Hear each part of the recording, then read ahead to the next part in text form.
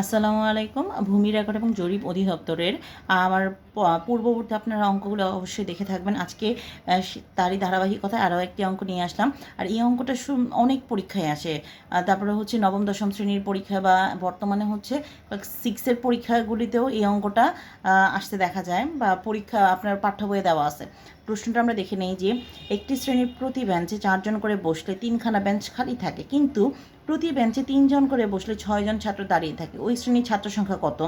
আমাকে যেহেতু ছাত্র সংখ্যা বের করতে হবে, সেটাকে আমরা প্রথমে ধরে নিব। ঠিক আছে, মনে করি যে শ্রেণীতে ছাত্র সংখ্যা আছে কত? x জন। আমাকে প্রশ্নটা খুব ভালো করে খেয়াল করতে হবে যে বলছে প্রতি বেঞ্চে 4 জন করে যদি বসে 3খানা বেঞ্চ খালি থাকে, তাহলে প্রতি বেঞ্চে 4 জন করে বসলে বেঞ্চ সংখ্যা কত হবে? ছাত্র সংখ্যা যেহেতু x, তাহলে প্রতি বেঞ্চে 4 জন করে বসলে x কে আপনি 4 দিয়ে ভাগ করে দিবেন। আর 3জন ছাত্র কি 3জন ছাত্র কি 3টা বেঞ্চ খালি থাকে, তাহলে +3 হয়ে যাবে। এরপরের যে শর্তটা দেওয়া আছে সেখানে বলছে প্রতি বেঞ্চে 3 জন করে বসলে, 3 জন মানে কি অবশ্যই x যে আছে সেটাকে 3 দিয়ে ভাগ করবেন।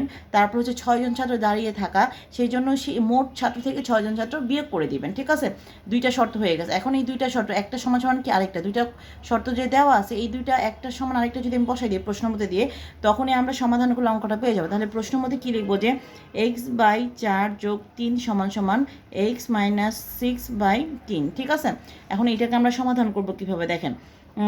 এখানে হচ্ছে 3 তো এদিকেই আছে, তাই এখন আমি কি করতে x - 6/3, আর এই যে লেফট সাইডের এটা আমি রাইট সাইডে নিয়ে যাই x/4। ঠিক আছে, এখন বা 3 = 3 আর 4 লসাগু কত হবে? 3 × 4 = 12।